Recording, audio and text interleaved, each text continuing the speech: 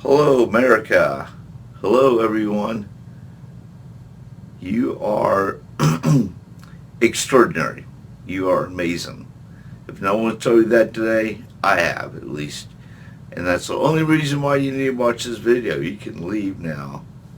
Just know that you're amazing and you're extraordinary. I'm okay with that.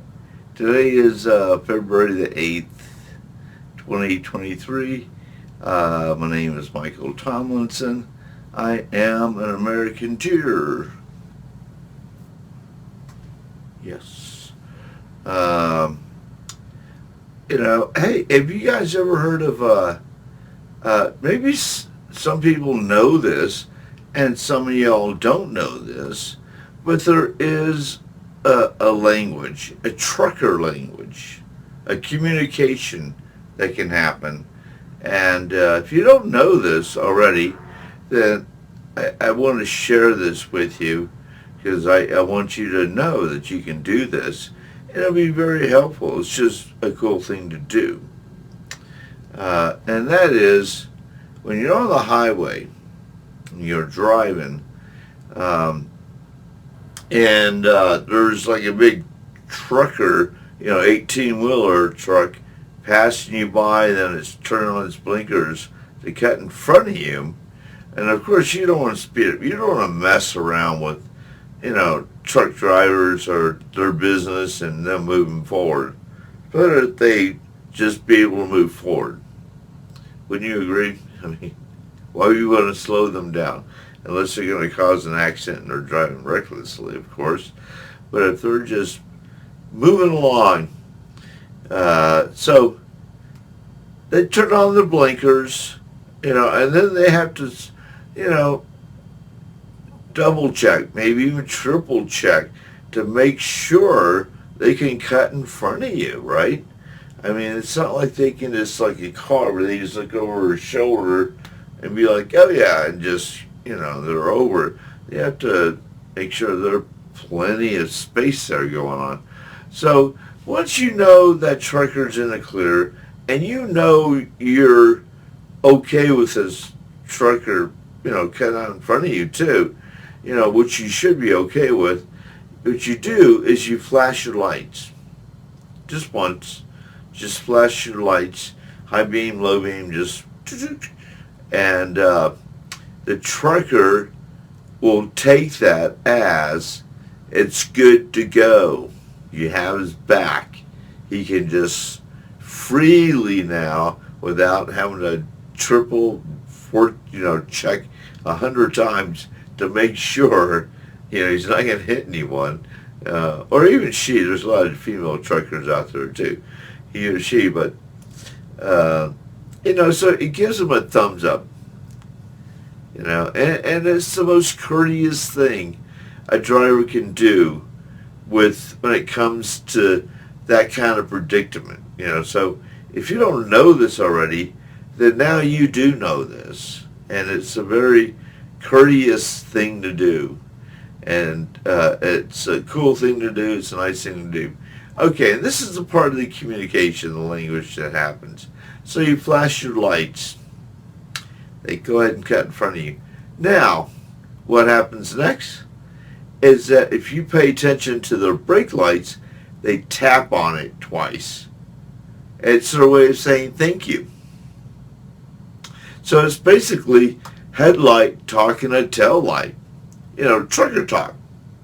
That's the way I look at it. It's like a language that's on its own, and it's spoken with someone flashing their headlights and the trucker being cool, will go ahead once they get in front of you and they're moving along, they'll tap their brakes twice in their way of saying thank you. So now now we all know, and so be cool when it comes to truckers out there, and be safe. And it's just, there are some areas of this country that are just flooded with truckers, and it's just crazy driving, man, because these people, they're like I'm doing the speed limit. Like I said, I'm not a hardcore speeder. So I'm just moving along.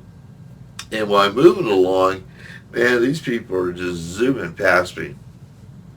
Uh, and which is cool, whatever. Uh, and just in regular life, though, I think we should participate like that. What I can't figure out for you, though, and I really, you just have to go with your gut on this from the four-way stops. When two people hit it at the same time, it's like that awkward 3 seconds of like, oh no, you go, oh no, you go. And then you both go, and then you're supposed to, oh no, I'm sorry, my bad. That communication, there is no headlight talking, which there should be though. Maybe instead of saying, oh no, you should go, people should just flash their lights saying, I'm stopping and I'm staying here until you go. Like it's all good, thumbs up. And it's a language. How does that person say thank you? I don't know. They probably can't tap on the brakes once they cross, but they could work there too. But it's a practice. Though. It's a lifestyle. Being nice, being courteous, and doing the just the cool thing to do.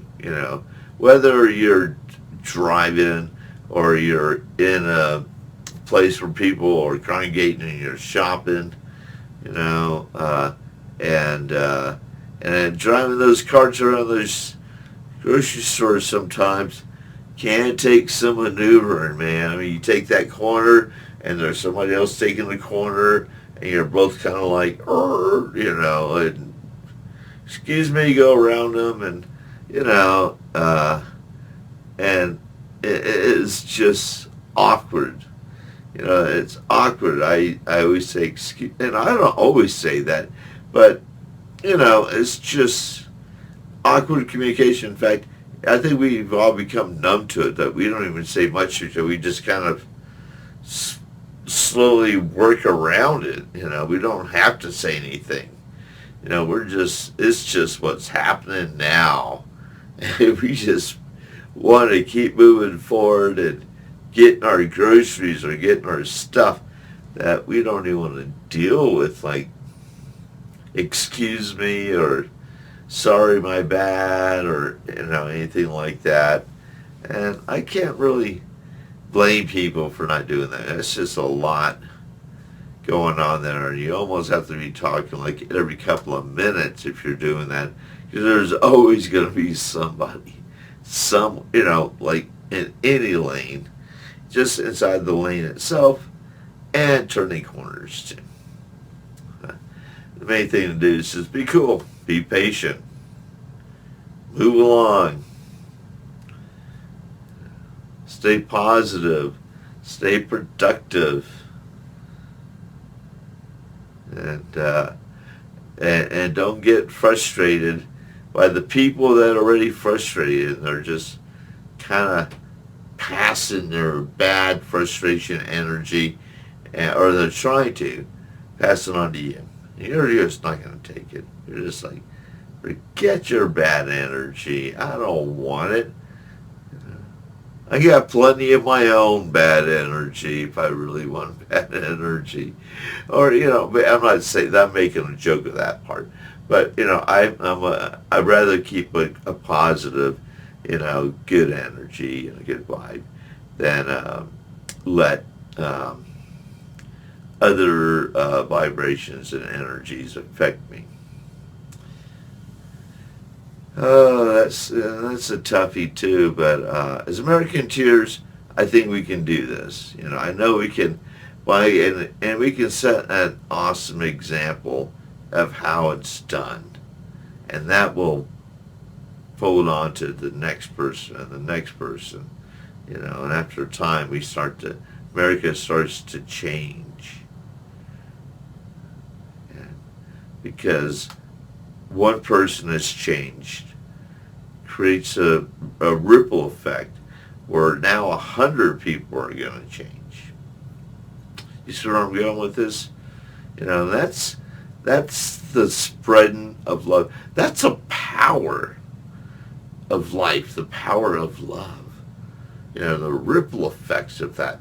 And I don't, we should all be a part of that. Because, if that's all we're sending out, it just transfers into love, energy, kind of positive energy, and when it crosses over us, we just feel a positive love and energy. And it's not because we did anything about it. It's a ripple. It's a ripple from someone else's energy, cruising past your energy. But you're, willing to accept positive and loving energy. And of course, you want to steer away from the bad energy, whatever that may come from or be. So that's the point, and that's the I guess in its own way, philosophically in a spiritual way, American Tears is going to change America.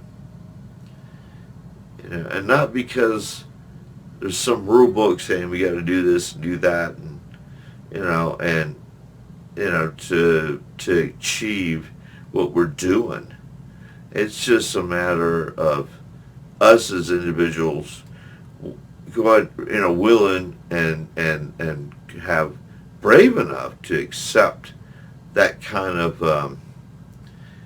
awesome responsibility, and the beautiful accountability, and also to accept that the world and people are all imperfect. Even I am, you are. Nobody here is flawlessly perfect. If I don't know, we're just not. I don't care how perfect people think they are. They probably are really close in a lot of different ways. There's probably there's like 5 different categories. And there's a lot of people that can tackle 1 or 2 of those categories, like being super beautiful and being super rich. Those are 2 right there, And then another one is being smart. Other one is being just witty, just being suave, being able to tell good jokes.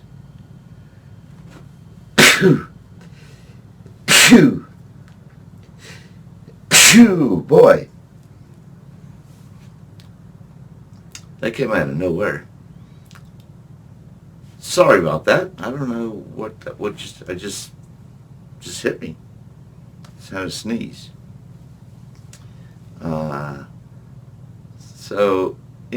But there's like a bunch of other character traits, is what I'm trying to say.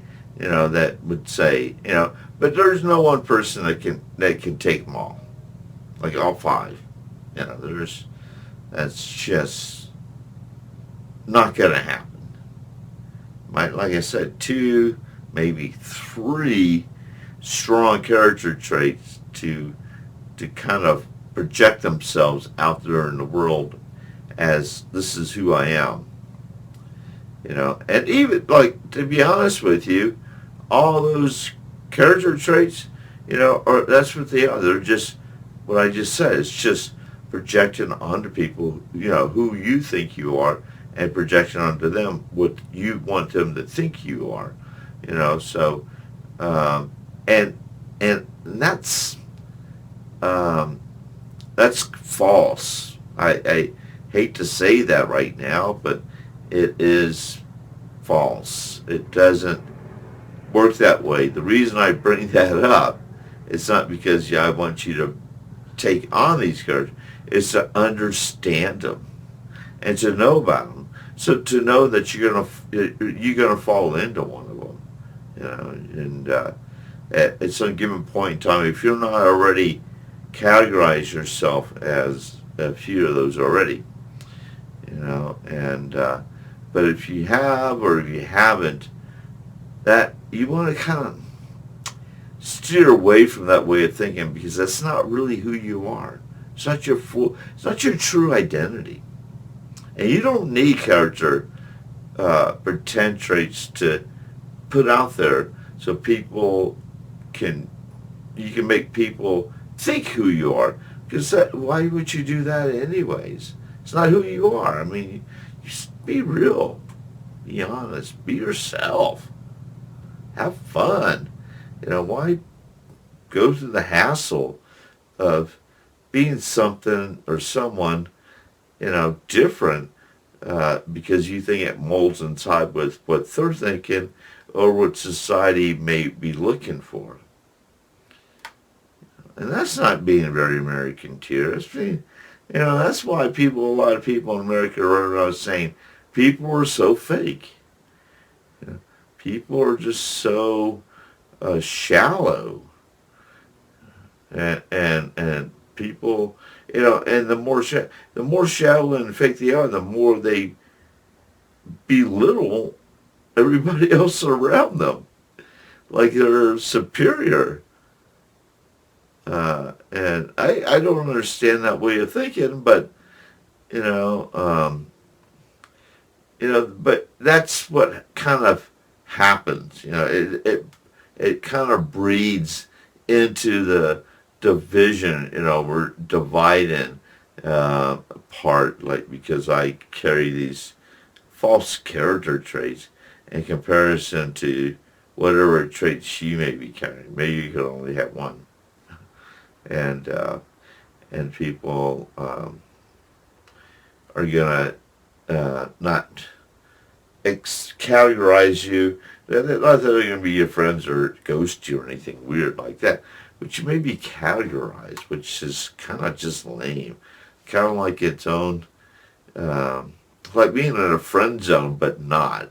It's like they have other like mini zones, like little baby zones everywhere in their mind too, where they just kind of, put people, that don't make it into the friend zone. They make it into the little mini zones or the baby zones. That's sometimes people just think like that. That's all they have to. That's all they have. So they have to think like that. And that's why they have to get out there and meet more new people, and so they can add to the category and expand something they could maybe turn into the best opportunity of their life. The best opportunity of your life, pursuing that, I'm not against that. That's a good thing. The intentions and the manipulations to get there, be careful. Don't just don't do that. Be yourself. Identify as yourself to other people, and things will work out perfect anyways. The universe will set you up in a bigger, better way. And you'll be much happier that you did that. Cheerio. Aye, aye, Captain. Peace. Love. Have a magnificent day. Okay? And we'll talk later. Bye.